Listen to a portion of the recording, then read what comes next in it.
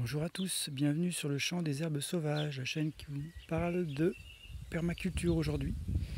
Eh bien, nous allons voir toutes les erreurs, on va les passer en revue ensemble sur le terrain. Je vais vous les montrer vraiment. Toutes les erreurs à ne pas commettre quand on se lance dans l'élevage domestique, donc familial, des poules. C'est valable aussi pour certains professionnels qui n'en ont pas conscience, car je vais vous montrer et je vais vous donner des données techniques professionnelles qui ne sont pas assez divulguées ou connues, y compris de certains professionnels. C'est normal, hein, on peut pas. On apprend tout au long de sa vie. Alors j'espère qu'on ne sera pas trop dérangé par le vent, donc je vais attendre que la bourrasque se calme. On va quand même rentrer dans l'enclos. Nous avons, là c'est un hybride, mais les trois autres ce sont des gélines de Touraine, poules rustiques, donc ça c'est déjà un bon point. Parce que c'est bien de montrer ce qui ne va pas, mais c'est bien aussi de montrer ce qui va. Coucou la petite cocotte. Alors, on va commencer par le poulailler de fabrication maison, mais on peut trouver les mêmes aberrations dans le commerce. On va commencer par le toit, c'est du shringler, donc c'est de la toile de bitume enduite de micro-gravillons. Voilà. Donc ça vieillit mal, comme vous pouvez le constater, vous voyez là c'est tout déchiré. Mais ça tient un certain temps. Par contre, ça se transforme en fournaise à l'intérieur du... parce que c'est gris et même au départ c'est noir. Donc ça fait un four en fait. Malgré qu'il y ait une bonne aération, ça c'était bien à prévoir. Alors en bois c'est pareil, mauvaise idée. Alors c'est fun, c'est joli, ça fait plaisir à tout le monde. Seulement à l'intérieur c'est un nid à acariens. Vous savez les acariens, les poux rouges exactement. Le pou rouge qui va dévorer les plumes. Qui va ronger la bestiole qui lui suce son sang la nuit. Voilà. On ouvre maintenant le poulailler, là, on peut constater sa conception. Donc voilà, c'est tout intérieur bois. Alors c'est une bonne idée au départ. Ce qu'on peut faire pour pallier à l'inconvénient que le bois est poreux et qu'il y a plein de petites fissures, dans le montage aussi d'ailleurs, qui vont faire autant d'abri aux poux rouges, broyeurs, le pou broyeur, et même les autres poux d'ailleurs, il y a plusieurs poux, il n'y a pas que le pou rouge, qui vont être parasites des poules. Donc on peut mettre des plaques de fermacelle et puis enduire avec de la chaux. Mais sinon, moi j'avais un poulailler en bois autrefois, en bois de palette recyclé, j'avais entièrement badigeonné à la chaux arboricole, la chaux éteinte. Voilà, donc, et ça avait bien marché, j'avais pas du tout de poux. Voilà, donc, et alors, deuxième erreur à ne pas commettre, parce que là c'est le bien-être des poules qui est en question, vous voyez, on a plusieurs semaines d'accumulation de fientes, il y a à peu près 6 cm d'épaisseur là quand on voit. Et donc, alors forcément c'est pas conscientisé parce que dans les cours de ferme, le propriétaire de ce poulailler a vu toute son enfance des poules sur le tas de fumier, donc pour lui c'est normal, donc on a toujours fait comme ça et je fais ce que je veux chez moi, hein. C'est la génération des 30 glorieuses qui pensent comme ça et ce ne sont pas les seuls, donc je ne vais pas pointer uniquement une génération. C'est un constat triste, hélas. Alors pourquoi c'est pas bien entre guillemets? En fait il s'agit de bien-être animal. Les poules qui vont dormir sur les perchoirs ici sont en première ligne à respirer leur vapeur d'ammoniac tout simplement, parce que la fiente accumulée va chauffer dans la journée d'ailleurs, et puis ça continue de chauffer la nuit, et ça dégage des vapeurs d'ammoniac qui ne sont pas bonnes du tout pour le bien-être de l'animal. Alors c'est pas parce qu'ils y sont habitués que c'est bien, quoi, hein. Mais c'est rarement conscientisé. Alors la paille, le foin qu'on peut mettre en litière, ça c'est une bonne idée, mais seulement là ça fait plus de 3 semaines, même plus d'un mois que ça n'a pas été changé. Sachant qu'il faut le changer à peu près au minimum une fois par semaine, si c'est pas 15 jours, quand on n'a pas toujours le temps de faire l'idéal. Mais voilà, le plus régulièrement possible, entre 2 et 4 fois par mois, quoi, hein. Minimum. Plus c'est changé, mieux c'est. Et puis il y a d'autres modèles de poulailler où on fait des caillebotis et la fiente tombe sur le sol, et avec un grillage pour pas que les mustélidés, genre martre ou fouine, belette, viennent sucer le sang des poules. Voilà. Donc là j'ai résumé l'intérieur du poulailler. On va le refermer. Donc alors dans les commerces, vous pouvez trouver ce genre de... C'est une prison, hein, c'est pas un poulailler, c'est une vulgaire niche à chien, hein.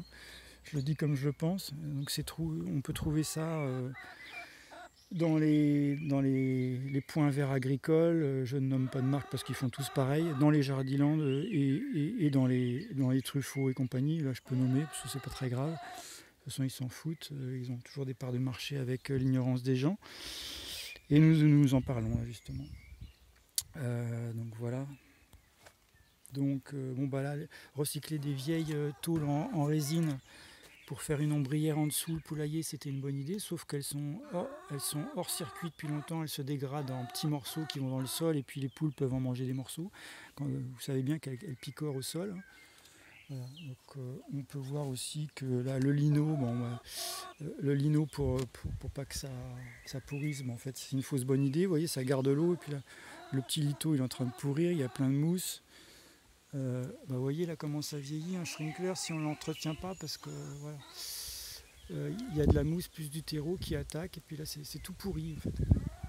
Bon voilà. Alors les pondoirs ils sont dans les normes, hein, c'est un pondoir par poule, là c'est bien. Par contre on va retourner voir, j'ai oublié de vous montrer donc je vais retourner. Là, c'est beaucoup trop petit, hein, déjà, rien que pour 4 poules, parce que la norme dans le bien-être animal pour les poules, au niveau de l'intérieur du poulailler, donc de la superficie, ça se voit avant le montage et la fabrication, c'est entre 50 cm² à 1 m² par poule. Oui, vous avez bien entendu, jusqu'à 1 m². C'est rarement vu, hein, même le 50 cm par poule. Les professionnels le savent. Par contre, j'ai vu aussi des professionnels qui le savent mais qui ne le font pas. C'est rien à battre, quoi. Peu importe les conséquences, on s'en fout, c'est pas nous qui habitons dedans. Voilà. Donc je referme, ça c'était vraiment un détail qu'il ne fallait pas oublier.